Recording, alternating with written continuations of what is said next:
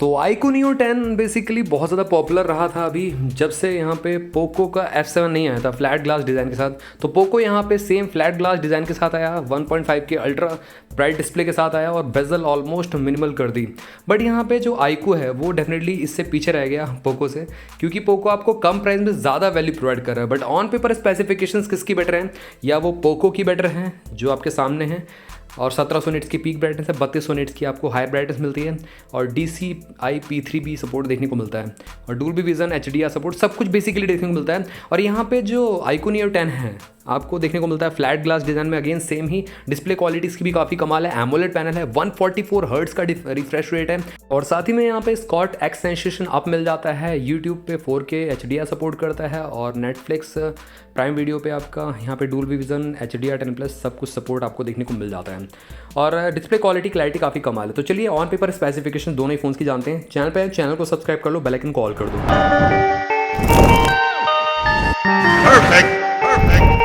कुछ लोग यहाँ पे पोको F7 और iQOO Neo 10 के बारे में पूछ रहे थे कि दोनों में से बेटर कौन सा फ़ोन है। देखो iQOO एक गेमिंग फ़ोन है, ऑल्दो यहाँ पे पोको भी गेमर एस्थेटिक फील पूरा देता है और गेमर्स को ध्यान में रखते हुए बनाया गया है।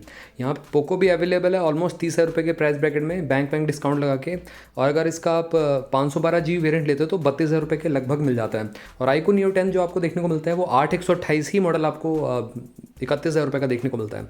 तो डिफरेंस ज़रूर है यहाँ पे, मेमोरी में रैम रोम में आपको डिफरेंस देखने को मिल जाता है। अगर हम यहाँ पे नेटवर्क टेक्नोलॉजी की बात करें आप सभी से, तो यहाँ पे 3G 4G 5G dual nano SIM का सपोर्ट देखने को मिलता है, साथ में 13 14 4G बैंड्स और आपको यहाँ पे अप्रॉक्सीमेटली 11 5G बैंड्स देखने को मिल जाते हैं। तो गैस सारे के सारे बैंड सपोर्टेड है इंडिया में।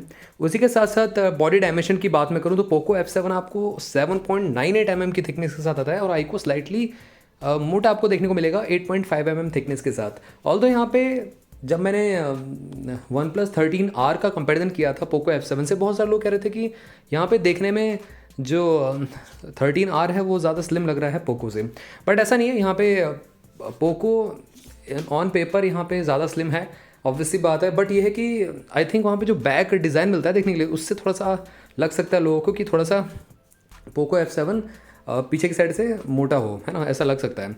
और यहाँ पे थिकनेस में डेफिनेटली iQOO ज़्यादा मोटा है। दूसरा ये है कि वेट डिस्ट्रीब्यूशन यहाँ पे ऑलमोस्ट सिमिलर है, 213 ग्राम के आपको दोनों ही फ़ोन्स देखने को मिलते हैं। बट यहाँ पे फ्रंट की बात करें तो फ्रंट में आपको फ्लैट ग्लास डिज़ाइन देखने को मिलता है और गोरिल्ला ग्लास 7i का प्रोटेक्शन मिलता है आपको पोको में, और iQOO में आपको स्कॉट एक्स सेंसेशन अल्फा आपको ग्लास मिल जाता है। बैक भी आपको एल्यूमिनियम फ्रेम का मिलता है पोको F7 में, iQOO में आपको बैक प्लास्टिक है, फ्रेम प्लास्टिक देखने को मिलता है। तो प्रीमियम फील तो डेफिनेटली यहाँ पे पोको F7 ही प्रोवाइड करेगा। और उसी के साथ साथ यहाँ पे ड्यूअल सिम, जैसा मैंने आपको बताया, नैनो सिम का सपोर्ट है। IP69 की रेटिंग है पोको में, बट iQOO आपको सिर्फ IP65 की रेटिंग देता है। डस्ट एंड स्प्लैश रेजिस्टेंट की रेटिंग है, बट iQOO में एक प्लस पॉइंट है, यहाँ पे आपको मिलिट्री ग्रेड की टफनेस देखने को मिलती है। Military grade standard 810H hardness यहाँ पे देखने को मिल जाते हैं। प्रोटेक्शन आपको डेफिनेटली अलग से मिल जाता है, बट पोको में आपको मिलिट्री ग्रेड की टफनेस नहीं मिलती, बट ये है कि यहाँ पे आपको डस्ट एंड वाटर रेजिस्टेंस की प्रॉपर रेटिंग मिलती है। 2 मीटर अप टू 30 मिनट तक आप समर्थ कर सकते हो, तो यहाँ पे वाटर रेटिंग काफ़ी अच्छी मिलती है। iQOO में आपको यहाँ पे रगेडनेस बेटर मिल रही है। आगे बात आती है यहाँ पे डिस्प्ले की, तो गैस यहाँ पे दोनों में ही फ्लैट ग्लास डिज़ाइन मिलता है देखने के लिए। स्क्रीन टू बॉडी रेशो भी काफ़ी कमाल का है और यहाँ पे 6.78 इंचज़ की डिस्प्ले मिलती है iQOO में, और पोको में स्लाइटली बिगर डिस्प्ले मिलती है, 6.83 इंचज़ की एमोलेड डिस्प्ले है ये भी। iQOO में एक प्लस पॉइंट है, 144 हर्ट्ज पे बेसिकली डिस्प्ले ट्यून्ड है, बट पोको में 120 हर्ट्ज पे ट्यून्ड है। तो गैस ये डिफरेंस जरूर मिलता है, बट ये डे टू डे लाइफ में ज़्यादा आपको फील नहीं होगा। बट ये है कि अगर कुछ एप्लीकेशन रहती हैं और जो फ़ोन में कुछ बेसिकली सेटिंग्स होती हैं, या मतलब फ़ोन में कुछ जहाँ जहाँ मतलब एप्लीकेबल होता है वहाँ पे 144 हर्ट्ज पे रन करता है, जो ज़्यादा स्मूदर फील होगी आपको पोको F7 से। बट ये है माइनर सा डिफरेंस है, गेमर्स ही यहाँ पे पता लगा पाएंगे, एल्स नॉर्मल पर्सन को तो पता भी लगेगा। 120 hertz versus 144 hertz. HDR 10+ support मिलता है, डोल्बी विजन का सपोर्ट देखने को मिल जाता है। उसी के साथ साथ यहाँ पे screen to body ratio Poco में स्लाइटली ज़्यादा है, 90% से ऊपर का स्क्रीन टू बॉडी रेशियो मिलता है, बट iQOO में आपको 89.3% का मिलता है। ऑल्दो नीचे की साइड से चिन है ना, यहाँ पे दोनों में बहुत ही मिनिमल सी, बहुत ही कम है, जिसकी वजह से मॉडर्न लुक आता है। पंच होल डिज़ाइन आपको मिलता है दोनों ही फ़ोन्स में, और 1.5 के रिजोल्यूशन आपको दोनों ही फ़ोन्स में देखने को मिल जाता है, तो ये भी काफ़ी अच्छा है। और यहाँ पे 447 पिक्सल पर इंच की शार्पनेस है पोको में, और iQOO में आपको 453 पिक्सल पर इंच की शार्पनेस मिलती है। अब यहाँ पे बात करें 700 निट्स की आपको टिपिकल ब्राइटनेस मिलती है, आईकू में आपको 800 निट्स की मिल जाती है। 1600 निट्स की हाई ब्राइटनेस मोड चला जाता है पोको में, आईकू में 2000 निट्स हाई ब्राइटनेस मोड पे, और पीक ब्राइटनेस जो मिलती है आईकू की ऑलमोस्ट मतलब HDR पे बेसिकली जो है 4400 निट्स तक चली जाती है, और पोको F7 3200 निट्स तक मिलती है। तो गाइस ऑन पेपर तो डेफिनेटली यहाँ पे आईकू ज़्यादा मतलब ब्राइटर लग रहा है, और रियल टाइम में भी अगर आप देखोगे तो सनलाइट विजिबिलिटी में स्लाइटली बेटर यहाँ पे आईकू ही देखने को मिलेगा पोको से। बट ये है कि पोको भी पीछे नहीं है, हल्का फुल्का ही डिफरेंस है यहाँ पे। अब 1.5 की रिजोल्यूशन जैसे मेरे को पता है दोनों ही फोन्स में देखने को मिलता है। अब यहाँ पे बात करते हैं प्लेटफॉर्म की। Android 15 out of the box मिलता है आपको, फन टच OS 15 के साथ आईकू मिल जाता है। पोको F7 आपको जो HyperOS 2.0 के साथ देखने को मिलता है। बट पोको में जो अपडेट पॉलिसी वो काफ़ी कमाल की है, 4 साल के मेजर अपडेट और 6 साल के सिक्योरिटी पैचेस यहाँ पे प्रॉमिस किए हैं पोको ने। पहले ये 3+4 साल का था, इन्होंने फिर एक्सटेंड करके 4+6 साल का कर दिया। और इसी के साथ साथ आईकू में बात हम करें तो 3 साल के मेजर अपडेट, 4 साल के सिक्योरिटी पैचेस है। तो डेफिनेटली यहाँ पे पोको से पीछे है आईकू। और इसी के साथ साथ यहाँ पे क्वालकॉम स्नैपड्रैगन 8s Gen 4 आपको दोनों में ही देखने को मिलता है। 4 नैनोमीटर पे बेस्ड है, 2 मिलियन से ऊपर का AnTuTu बेंचमार्क स्कोर निकल के आता है दोनों का ही, और वेपर कूलिंग चैम्बर आपको दोनों में ही देखने को मिल जाता है। उसी के साथ साथ जीपीयू भी ऑलमोस्ट सिमिलर ही देखने को मिलता है। तो गाइस यहाँ पे परफॉर्मेंस में मैं कहूँगा आईकू डेफिनेटली यहाँ पे थोड़ा सा ट्यून्ड है, बेटर ट्यून्ड है, और लॉन्ग सेशंस के लिए आईकू यहाँ पे कंटिन्यूस 120 FPS आपको प्रोवाइड कर सकता है BGMI में। ऑल दो पोको F7 में आपको 90 FPS का देखने को सपोर्ट मिलता है अभी फिलहाल, बट गेम ट्यून कर दिया जाएगा। बट ओवरऑल अगर अब मैं बात करूँ आप सभी से लॉन्ग सेशंस के लिए गेमिंग या मतलब कह सकते हो स्ट्रेस टेस्ट अगर हम करते हैं तो आईकू ज़्यादा आगे निकल जाता है पोको F7 से। आईकू आपको रॉ परफॉर्मेंस काफ़ी तगड़ी देता है as compare to Poco F7।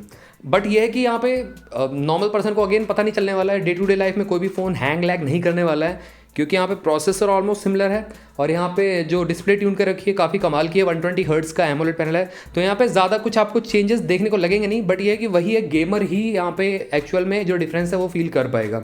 अब यहाँ पे बात करते हैं मेमोरी की। तो गाइस कार्ड स्लॉट आपको दोनों में देखने को नहीं मिलता है, बट वेरिएंट जरूर मिल जाते हैं। आईकू में जहाँ पे आपको 8 से लेकर 16 GB तक का ऑप्शन देखने को मिलता है, पोको में आपको 2 ही वेरिएंट मिलते हैं, 12 और 12 का ऑप्शन मिलता है देखने के लिए। तो यहाँ पे मैं कह सकता हूँ कि पोको ने ज़्यादा अच्छा काम किया है बेसिकली, क्योंकि यहाँ पे आपको जो बेस वेरिएंट है वही आपको 12 का ही मिल रहा है, और आईकू में 12 के लिए आपको थोड़ा सा और ज़्यादा पैसा इन्वेस्ट करना पड़ेगा। आई थिंक 34,000 तक आपको देना पड़ेगा आईकू नियो 10 के लिए। तो ये थोड़ा सा डिफरेंस ज़रूर है, स्लाइटली महंगा पड़ जाता है आईकू। अब यहाँ पे UFS की बात करते हैं तो यहाँ पे रीड राइट स्पीड काफ़ी अच्छी है, बट आईकू नियो 10 में आपको जो अगर 8 मॉडल लेता है उसको UFS 3.1 ही देखने को मिलेगा आई थिंक, और उससे ऊपर वाले मॉडल लेता है 256 GB या अबव तो उसको UFS 4.1 का सपोर्ट देखने को मिलता है। पोको में तो कोई डाउट ही नहीं है, दोनों ही वेरिएंट्स में आपको 256 लो चाहे 512 दोनों में ही UFS 4.1 का सपोर्ट देखने को मिलता है। अब बात करते हैं यहाँ पे कैमरास की। तो गाइस यहाँ पे फ्रंट कैमरा जो देखने को मिलता है 32 मेगापिक्सल की सेल्फी लेके आता है आईकू में, पोको में 20 मेगापिक्सल का। तो ऑन पेपर तो यहाँ पे मेगापिक्सल काउंट डेफिनेटली आईकू की ज़्यादा है, बट रियल लाइफ में भी आईकू बेटर परफॉर्म करता है, क्योंकि पोको में आपको 4K रिकॉर्डिंग नहीं मिलती फ्रंट में, आईकू में आपको 4K रिकॉर्डिंग देखने को मिल जाती है, और ये वाइडर कैमरा लेंस मिलता है एज कम्पेयर टू पोको, और HDR तो दोनों ही सपोर्ट करते हैं फ्रंट कैमरा से। और आईकू में आपको गायरो EIS का सपोर्ट फ्रंट कैमरा भी देखने को मिल जाता है। तो स्लाइटली बेटर मैं कहूँगा आईकू परफॉर्म कर रहा है फ्रंट कैमरा के मामले में। बैक कैमरा की बात करते हैं, सोनी का सेंसर मिलता है दोनों में ही, और यहाँ पे पोको में भी ड्यूअल कैमरा सेटअप मिलता है और आईकू में भी ड्यूअल कैमरा सेटअप मिलता है। ऑल्दो मेगापिक्सल काउंट भी सिमिलर है, 50 मेगापिक्सल का वाइड एंगल लेंस मिलता है और 8 मेगापिक्सल का अल्ट्रा वाइड सेंसर देखने को मिलता है, और यहाँ पे फोकस अपर्चर भी ऑलमोस्ट सिमिलर से देखने को मिलते हैं सेकंड में बेसिकली अल्ट्रा वाइड में। बट यहाँ पे जो बेटर आपको अगर आउटपुट चाहिए बैक कैमरा को तो यहाँ पे स्लाइटली आईकू आगे निकल जाता है, क्योंकि फोकस अपर्चर 1.8 का मिलता है और वाइड एंगल लेंस है, मल्टी PDF का सेंसर मिलता है इसमें देखने के लिए इसी वजह से, और ऑप्टिकल में स्टेबलाइजेशन तो है ही है। बट पोको F7 आपका नाइट शॉट काफ़ी अच्छे देता है, क्योंकि यहाँ पे फोकस अपर्चर काफ़ी ज़्यादा है 1.5 का, जिसकी वजह से नाइट शॉट में बेसिकली लाइट को ज़्यादा गैदर करता है और स्लाइटली बेटर आपको आउटपुट प्रोवाइड करता है एज कम्पेयर टू आईकू। तो डे लाइट में यहाँ पे आईकू बेटर परफॉर्म करेगा, नाइट शॉट्स में यहाँ पे पोको F7 बेटर परफॉर्म करेगा। थोड़ा सा अगर कंपनी इसमें टेलीफोटो लेंस दे देती तो और ज़्यादा बेटर होता, बेटर पोर्ट्रेट्स आपको देखने को मिलते हैं। और आगे बढ़े यहाँ पे तो LED flash HDR panorama mode देखने को मिल जाता है, आईकू में dual LED flash HDR panorama mode है ही है। वीडियो की बात करते हैं यहाँ पे 4K रिकॉर्डिंग आपको दोनों ही फ़ोन्स में देखने को मिलती है, 60 FPS पे कर सकते हो बैक कैमरा से, और फुल HD आप पोको में 960 FPS पे कर सकते हो, जो कि काफ़ी कमाल है। आईकू में 120 FPS पे ही कर सकते हो। गायरो EIS OIS का सपोर्ट देखने को मिल जाता है ऑल्दो। तो यहाँ पे कैमरा ज़्यादा केपेबल, दोनों के ही यहाँ पे कैमरा अच्छे हैं, यहाँ पे जो सेटअप दिया गया अच्छा दिया गया है। अब बात करते हैं स्पीकर की। तो गाइस स्टीरियो स्पीकर देखने को मिल जाते हैं, बट आपको बेटर यहाँ पे आउटपुट चाहिए तो slightly better rich base produce करता है IQ neo 10। Slightly full sound होते हैं as compare to Poco F7। थोड़ा सा साउंड कम मिलती है इसकी, ऑल्दो दोनों में स्टीरियो स्पीकर सपोर्ट मिलता है और हाई रेजोल्यूशन सपोर्ट करते हैं दोनों ही फोन्स। अब बात करते हैं यहाँ पे कम्युनिकेशन की। तो गाइस यहाँ पे वाईफाई 7 ड्यूअल बैंड मिलता है, ब्लूटूथ 5.4 मिल जाता है आईक्यू में, जहाँ पे पोको ब्लूटूथ 6 लेके आता है, स्लाइटली बेटर कनेक्टिविटी देता है और ये लेटेस्ट है, latest and greatest. aptX HD का सपोर्ट भी है और LHDC5 का सपोर्ट मिलता है, तो ज़्यादा यहाँ पे आपको जो कोडेक्स है उसका सपोर्ट देखने को मिल रहा है पोको F7 में आईक्यू के मुकाबले। और यहाँ पे GPS नेविक का सपोर्ट दोनों में ही देखने को मिलता है और 5G double plus career navigation सब कुछ देखने को मिलता है दोनों ही में ही, और NFC इंफ्रारेड सेंसर भी देखने को मिलता है। बट यहाँ पे एक बहुत बड़ी कॉस्ट कटिंग की है इन्होंने दोनों ही फोन्स में, जो कि USB Type-C 2.0 का सपोर्ट मिलता है। एटलीस्ट USB Type-C 3.0 का सपोर्ट तो देना चाहिए था। अब बात करते हैं फीचर्स की। तो अंडर डिस्प्ले ऑप्टिकल फिंगरप्रिंट आपको दोनों में देखने को मिल जाता है और दोनों का ही रिलायबल है, फास्ट है, थोड़ा सा नीचे की साइड है, बट यहाँ पे काम यहाँ पे एफर्टलेसली करता है, कोई दिक्कत नहीं है। सेंसर की बात करें, एक्सेलेरोमीटर, गायरोस्कोप, प्रॉक्सिमिटी, कंपास सब देखने को मिल जाते हैं। बट पोको में एक प्लस पॉइंट है, यहाँ पे आपको सर्कल टू सर्च का ऑप्शन भी देखने को मिलता है। आई थिंक यहाँ पे आईक्यू नियो 10 में भी आपको देखने को मिल जाएगा अपडेट के थ्रू, या ऑलरेडी आ चुका है, बताना मेरे को कमेंट सेक्शन में। अब बात करते हैं यहाँ पे बैटरी की। तो गाइस यहाँ पे आपको 7000 mAh की बैटरी कैपेसिटी मिलती है आईक्यू में। पोको F7 अगेन विनर है, यहाँ पे 550 mAh बैटरी एक्स्ट्रा लेके आता है ये एज़ कम्पेयर टू आईक्यू। तो यहाँ पे ऑलमोस्ट 1 घंटे का आपको एक्स्ट्रा बैटरी बैकअप मिल जाएगा पोको F7 में, एक्स्ट्रा जूस मिल जाएगा।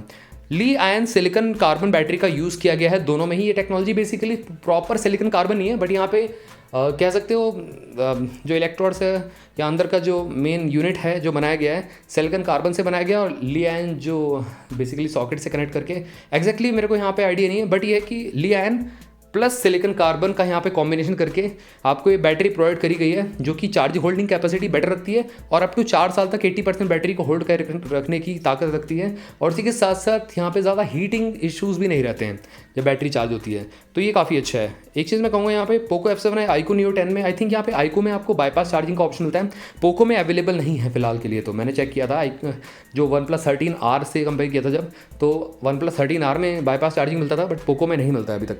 उसी के साथ साथ यहाँ पे 120 वॉट की वाइड चार्जिंग मिलती है आईक्यू में, जो कि फास्टर चार्जिंग स्पीड्स लेके आती है। ऑलमोस्ट यहाँ पे 30 से 35 मिनट में मतलब 35 से 40 मिनट में फुल चार्ज होता है आईक्यू। पोको ऑलमोस्ट ले लेता है 50 से 55 मिनट फुल चार्ज होने में। वैसे 90 वॉट की वाइड चार्जिंग आती है पोको में। PD 3.0 QC quick charge 3+ support करता है, रिवर्स वाइड भी सपोर्ट करता है। और यहाँ पे आईक्यू में जैसा मैंने बताया बाईपास चार्जिंग आपको मिल जाती है, यहाँ पे कंफर्म हो चुका है। और 100 वॉट की PD चार्जिंग सपोर्ट करता है, रिवर्स वायर्ड भी सपोर्ट करता है, तो ये काफ़ी अच्छा आईक्यू में एडेड फीचर्स बेटर मिलते हैं आपको। और जैसा मैंने आपको बताया 100% 36 से 40 मिनट में आईक्यू में फुल चार्ज होता है, और यहाँ पे पोको ऑलमोस्ट 50 से 55 मिनट ले लेता है। और वीडियो प्लेबैक टाइम आपके सामने है यहाँ पे, एक में 35 घंटे, एक में 36 घंटे, तो ये डिफरेंस देखने को मिलता है। ऑल्दो अगर आप एक मॉडरेट टू हैवी यूज़र हो तो आपको आराम से ये फ़ोन 2 दिन का बैटरी बैकअप दे देगा, बट अगर आप एक मॉडरेट यूज़र हो, लो टू मॉडरेट यूज़र, तो यहाँ पे ऑलमोस्ट 3 दिन तक जा सकते हैं दोनों ही फ़ोन्स, तो ये काफ़ी अच्छा है।